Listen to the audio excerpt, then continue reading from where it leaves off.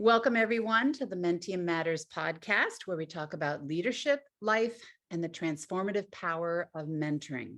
You know, there's a famous quote about the ballroom dancer Ginger Rogers that she was not only able to do everything that Fred Astaire did, but she did it backwards and in high heels. I have always appreciated what a great illustration that quote is of the additional challenges and hurdles that can face women and professionals of color in the corporate world.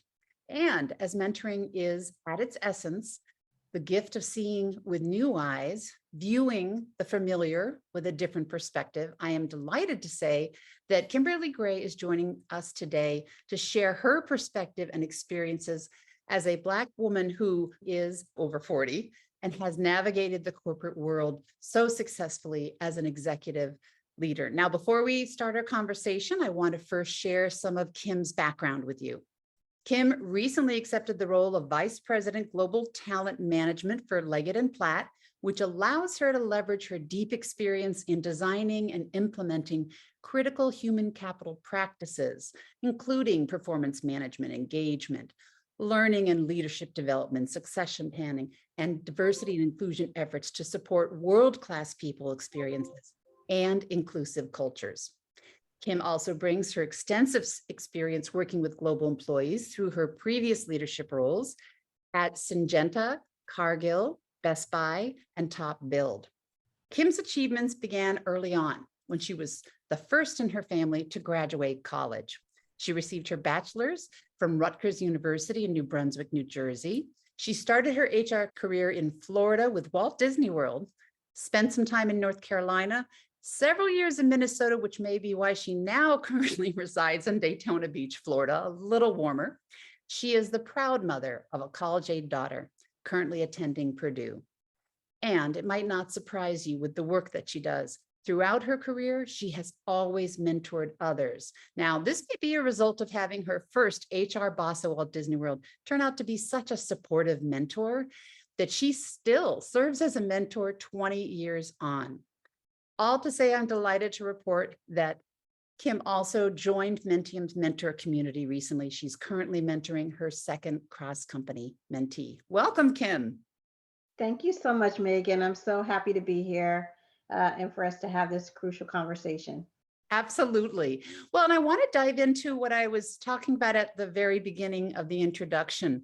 As a woman of color, and as a woman over 40, you've had to deal with a number of realities and challenges over the years. So would you share with us a few experiences around this and what you've learned along the way?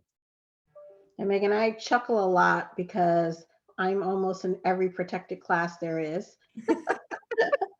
But I feel really fortunate to have both really great experiences and some not so great experiences because I think I've learned from both. And one of the things that I've learned from the not so great experiences is that we're all human, that you're going to have great managers that you learn great things from. And then managers who really teach you, just like your parents, like you say, I don't ever want to do that, right? Those lessons are also really critical to the development, I think. How you come out of the other side of that, I've learned to develop a lot of resilience. So I think that's really critical. Early in my career, I had some not so great experiences. And one of the things that I think helped me is to really take that power back to myself and say, you know what, this isn't career ending. This person isn't going to continue to have power over me. How do I navigate outside of this experience or outside of this company? Because this isn't a culture that I really feel like I can grow in. The really great experiences I try to really lean into. And those experiences, I really tried to understand what made it great for me. Was it the person? Was it the experience? Was it the collaborating of the experience? But really try to assess why it resonated with me and then try to duplicate that in other efforts. So I kind of get that high and great experience over and over. one of the things I share a lot with my mentees is, you know, I have to work. I don't necessarily want to work. So if I have to work, I want to go to a work environment that I enjoy, that I feel good about, that has the same values that I have. And if I'm fighting every day at my job to have and create those really great experiences, I have to question whether or not that's the experience that I want. I really encourage people not to sit in experiences where they don't feel valued, that they really, they wake up and they don't want to go to work. There are so many options today for people to navigate what their experience looks like. And I encourage them to think about that. Take that leap. Even if you fall backwards, it's still an experience that you have control over. So those are sort of the things that I think about when I think about, being a person of color, being a woman, being over 40, all those types of experiences that really sort of create who you are and can come with both positive and sort of negative experiences through them. I say take control back, create the experience that you want. It takes a lot of courage and also resilience, but you own that. And just like lots of company logos talk about you own your career, you also own what type of career and the experiences that you have. Absolutely. And, I really appreciate what you said early on there about how you intentionally focus on when things go well, because we know from all the brain research, human nature tends to, if we get 9 compliments and 1 negative, our mind just goes for survival or for whatever reason, we just go there. And so that says to me that certainly you had a mindset, there was intentionality as you were navigating all of this. And I'm wondering, as you think back, is there a time, perhaps with that first amazing mentor at Walt Disney World, or some advice that really helped you kind of shift that perspective where you were able to navigate some challenging situations? Yeah, that's a great question because I think prior to that, I didn't have a mentor. I think about the time, before I changed into HR as my second career, I didn't have mentors up until that point. I had coworkers that I discussed things, but never one who really helped me navigate through an organization. I sort of fell into, doing it myself or not really wanting to ask for help or not seeing someone who would offer help. And so I do think that when I moved into HR, there was this sort of mentoring mindset that went on naturally within HR. And that sort of lowered my defenses to sort of ask for help, to be vulnerable.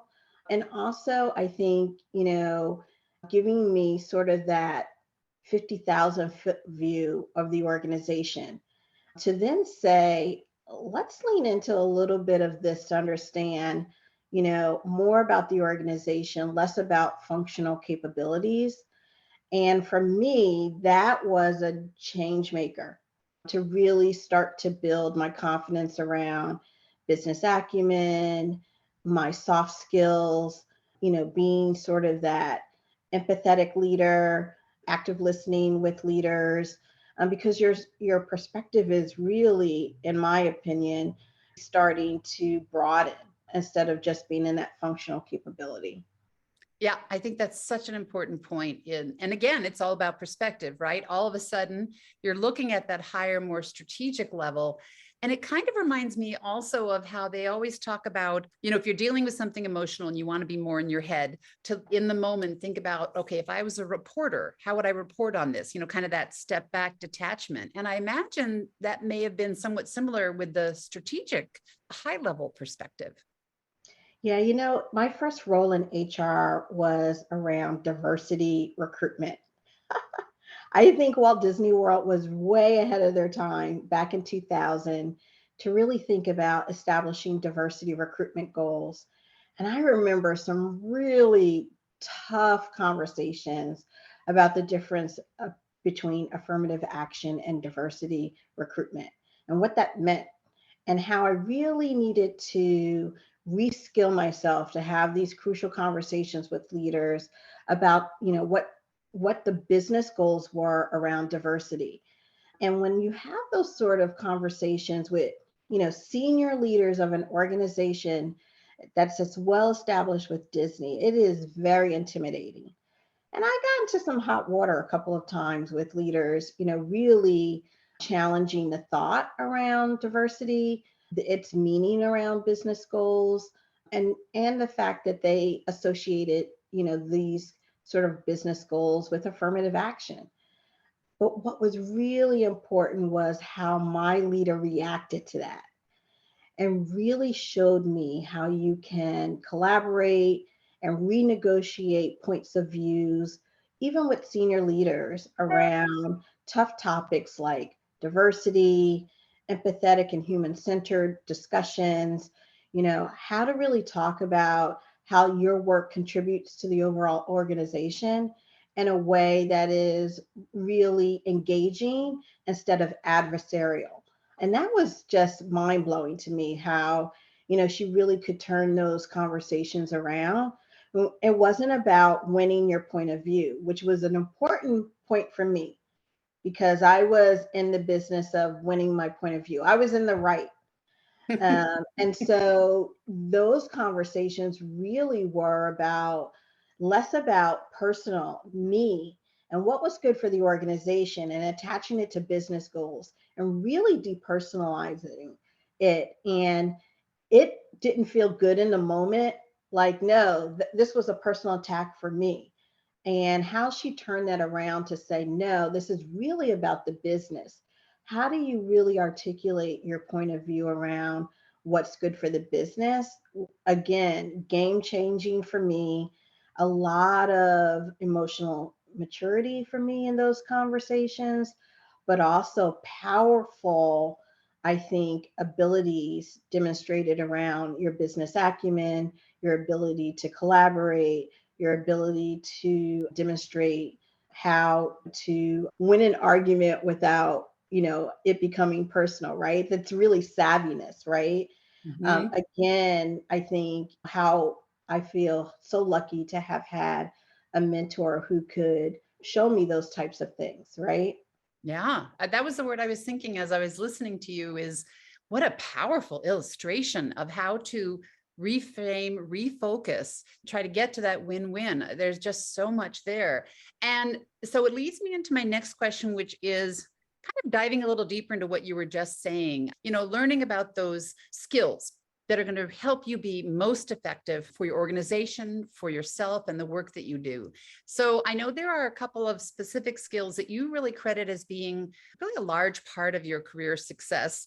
And the first of those strengths is networking. So that, of course, is a topic. It's always been popular. It's all about relationships, but of course, much more interest lately in the wake of so much more virtual and hybrid world. So what would you share a little for our listeners about what you've learned as far as some of your best practices or tips around networking? Yeah, I approach networking really differently now than I did 20 years ago. I would say 20 years ago, what networking was all about for me was sort of getting to know senior leaders and this power that I felt around who they were, what they represented, and sort of aspirational for me, right? Like I saw myself and I want to be those people in 20 years. Now, networking means something really different. And I encourage people to really think about now the value of networking and what it really means. When I think about networking, the first thing I think about is authenticity and really being yourself.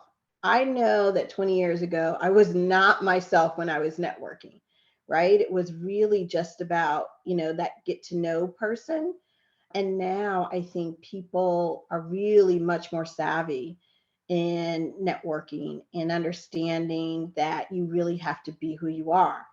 I think the second thing that I think about networking that's really important is to make sure that you're bringing value into a networking relationship. So early on, it was all about who that person was and what I was going to get out of them.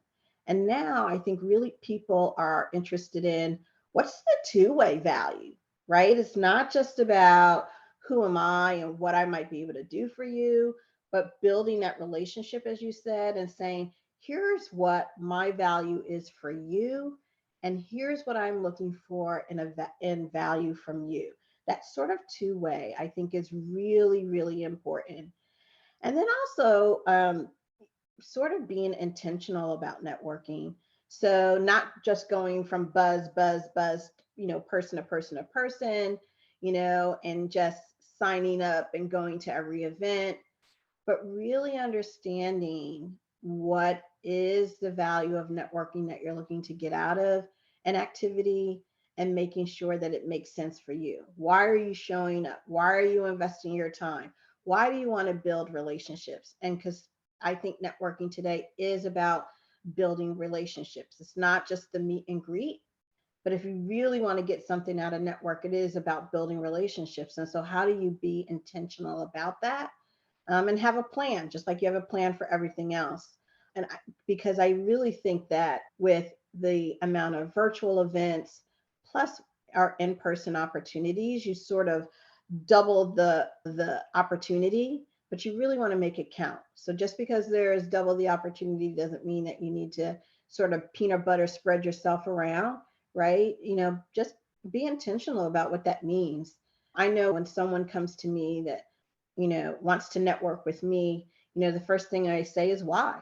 Why do you want to network with me? What's the purpose? What do I have, or what do you have to offer me that I'd want to network with you? I think, our time is very valuable, and I want to understand that reason why. Boy, there's so much wisdom packed into what you were just saying. And the last thing you said, of course, made me smile because I do think it's a kind of a, stereotype you always hear about women as we get older.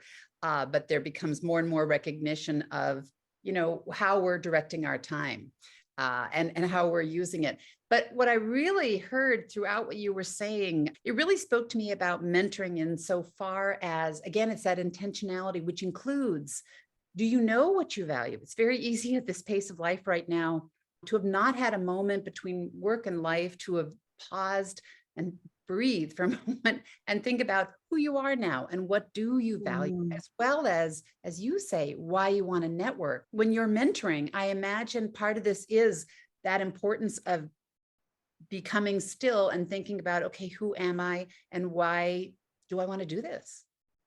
Yeah, absolutely. I greatly value mentoring, as you can tell, but I also think that you have to be mentor ready. So your mindset really needs to be open about why you're doing it, what you're going to get out of it, the type of mentor that you really think would help you, because there is some science behind a mentor match, right? You just can't pluck someone out of the air and they're a match for you. And while I got really lucky with my first mentor, not so lucky in other relationships around there, right? Because you just kind of choose someone and you see them being awesome and you think they're going to be awesome for you, but then your styles don't match. So I really do think that there's intentionality in that. And knowing your value means a lot of self awareness, being honest with yourself about who you are and where you would like some help. And so being, clear about that, just because someone may have similar values or a similar career path doesn't mean that they have the necessary skills to help you where you need it. Maybe that person's in your network, but not your mentor, right? There's a difference. So you've got to understand what it is that you're looking out of a mentor relationship. Absolutely. Absolutely. So, another strength of yours is your ability to hold others accountable effectively. And, the ability to do this at all, much less successfully, is really a skill. And of course, a lot of skills go into being able to do this. And I know that this is certainly a skill that many of us could use some mentoring on. So, would you just share how you've approached that challenge of holding people accountable in an effective manner? I imagine part of this, again, at play is a bit of a mindset for you. Yeah, I would say so. I mean, first of all, I think the great thing about holding people accountable effectively is that this is a learned skill. Like, you don't have to be born with it. It's not all about your personality, but you can learn this skill. And I've certainly learned this over time, not just about holding people accountable, because I think in some ways at work that might be a little easier, but the effectiveness part of it is really difficult to do. And especially if you've made deep relationships, how do you hold people accountable? Even in your friendships, right? How do you hold people accountable? And so a lot of this for me learned along the way was about the relationship that I have with people. So based on the relationship, whether it be a surface relationship, a friendship, acquaintance, a colleague, or deep relationships, that's pretty much then how I think about how to hold that person accountable. So for surface relationships, the accountability might look different. At work with colleagues, I think it's really important to set those expectations up front about accountability. That way, there's not really an opportunity for people to say, oh, I didn't know that you wanted me to do that. Or, I didn't even think about that as part of the scope of our work. So for me at work, it's really important to set expectations about accountability up front and to manage to those expectations around the way. So for me, setting clear expectations up front, doing those sort of check-ins as we go along the way really helps, I think, set the stage for if feedback or corrective, alignment around those goals and accountability shift, that we can both hold ourselves accountable. In my personal life around accountability, I certainly look at that differently, certainly use different language, not the language that I would use at work. But again, I sort of set those standards for myself on, here's the plan, here's your part of the plan. And if your part of the plan falls through, why? You know, let's talk about it. For me, it sets realistic boundaries in each of my relationships to set those goals, expectations, and then the follow through so that I don't have missed expectations as well, right? How do I navigate my relationships so I get what I want as well as that person getting what they want, right?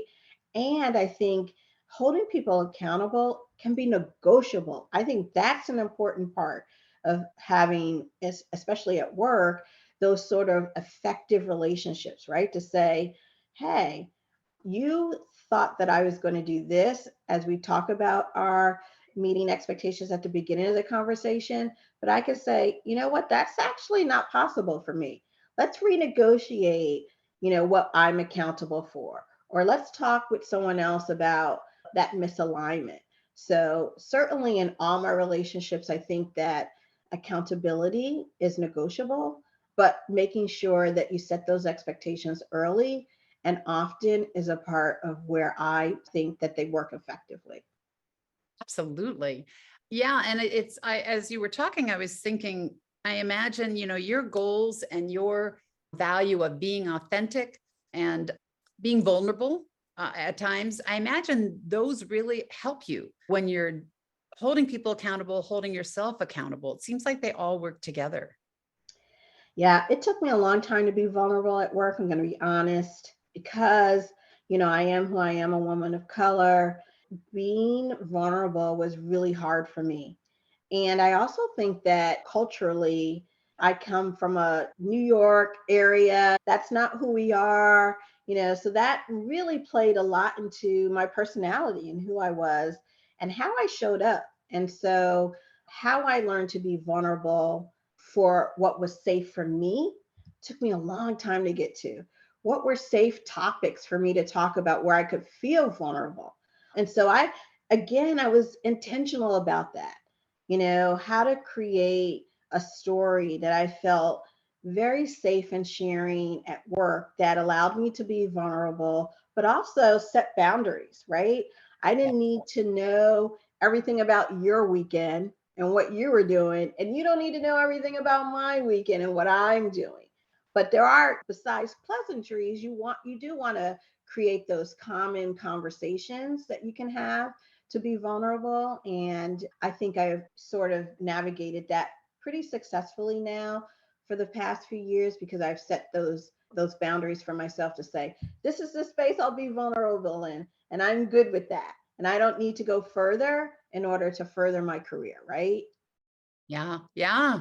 I think Brene Brown, of course, did a lot of good having us recognize how important vulnerability is. But really, in the end, it is such an act of courage, I think, don't you? I do. Like I said, it took me a long time to get to a place where I was vulnerable. And that was because I thought being vulnerable meant that you were open to attack and open to listening to everyone else's opinion about who you are and what you are. And I think in some cases that could be true, but being intentional about vulnerability means, again, sort of that self awareness journey, understanding who you are, understanding your value system, understanding who you are as an authentic person, and gathering your power from that. So, being confident in who you are and what your skills are does allow you to have some vulnerability, because you're not still sort of forming. And even if you are, there's still some things that you know to be true to you, right? So even I think very early in your career, there's some things that, are true about who you are, your value system for one, that you don't have to stray from in order to show up authentic and to be vulnerable. You can keep those things sort of in your back pocket as you learn and grow about where else you can be vulnerable. Those things can happen for you. And so I do think it's important to be vulnerable. It allows you to create sort of that active listening skill when you're vulnerable. I also think empathy is really, really important today. There's such a blur between personal and work today, that sort of work life balance that we talked about pre-pandemic.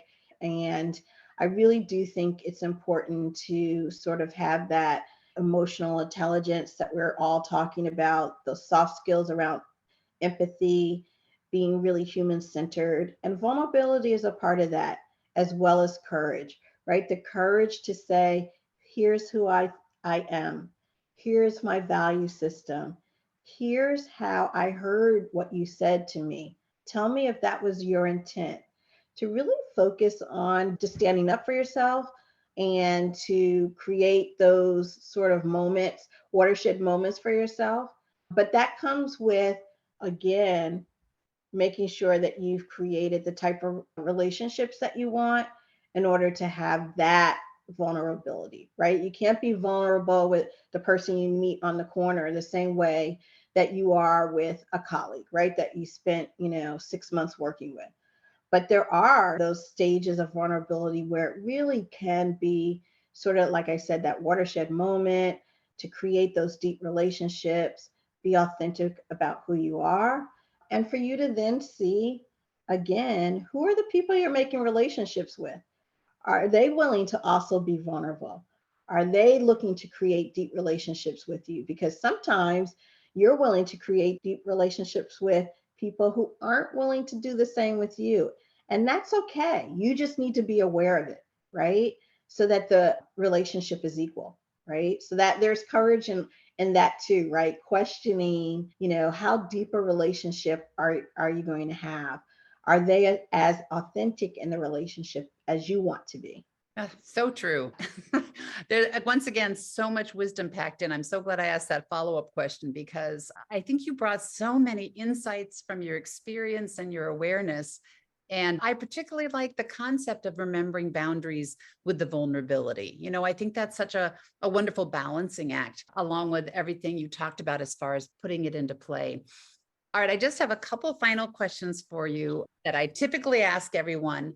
One is just, this is your opportunity to kind of do the collective mentoring. And, is there anything else you'd like to share with our listeners? Kind of that, what do you know now that you wish you'd known then? I mean, you've shared a lot about what we've discussed, but what is something maybe we didn't touch on? Yeah, I would say one of the things that I really love about myself, if I could talk about myself, right? is that I'm a lifelong learner. And I think that really contributes to that sort of intentional mindset.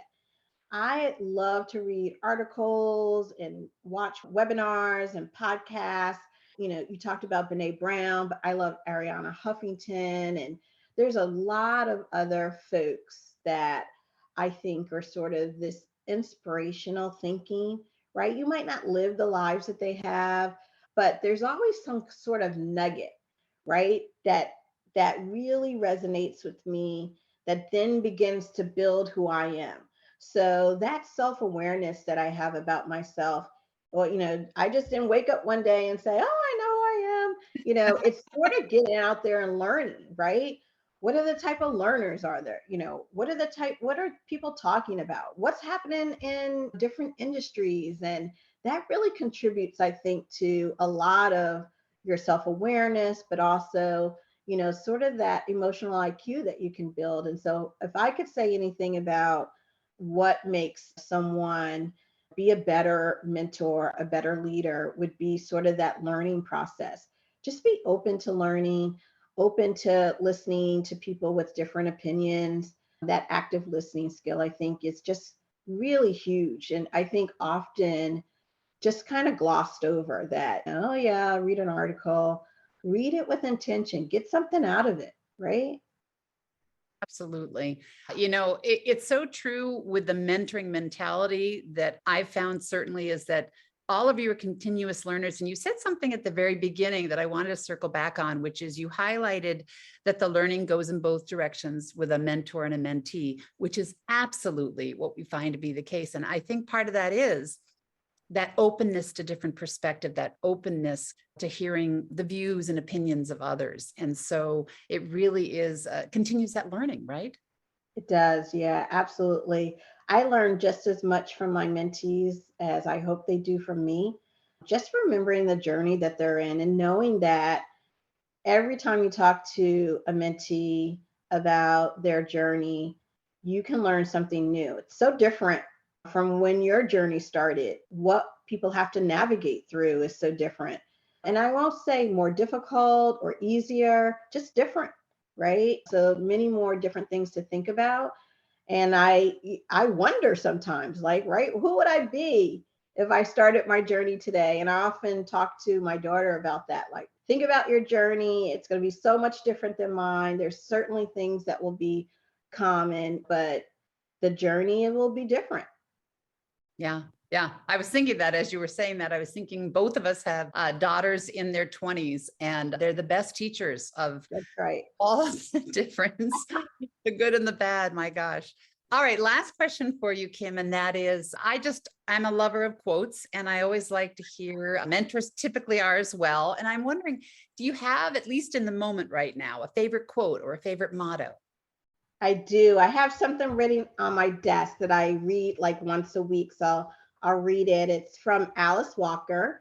If you're not familiar who she is, she's the Pulitzer Prize winning African American woman, author, most notably known for Color Purple, but she's also an activist in her own right. And I love the quote that she has about look closely at the present you are constructing. It should look like the future you are dreaming. And I just love that quote because it really talks to who you are, right? Build the person you want to be. And if that, your values, who you want to be as a person, as a mother, as a friend, and if you aren't living your truth, right? You're building the story that you want to have in the future. And so that it helps ground myself in saying, yep, I'm going to be who I am. I'm this authentic person. People may not always like me, but how do I get past that barrier of like to collaboration and working styles? And it's less about me and more about the work.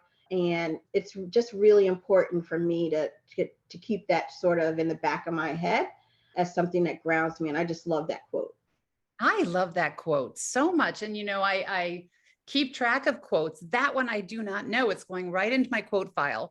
And of course, she says it so beautifully and so concisely.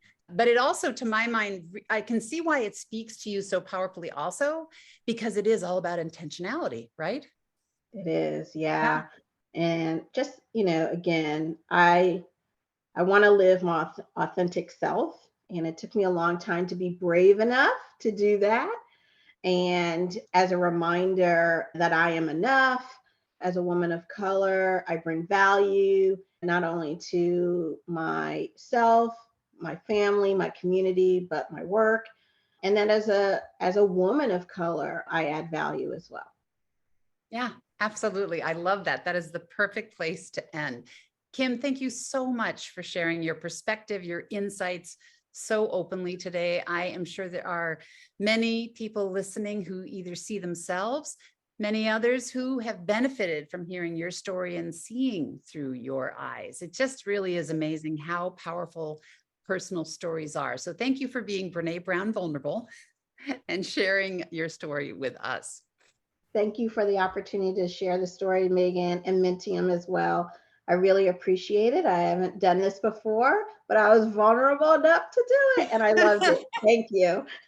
I'm so delighted you chose to say yes. So I want to thank all of our listeners for joining the Mentium Matters podcast. If you enjoyed this episode, please feel free to share it with friends and colleagues. And if you are interested in additional resources, you can find our show notes on the Mentium website. So we look forward to having you join us next time for our next inspiring episode.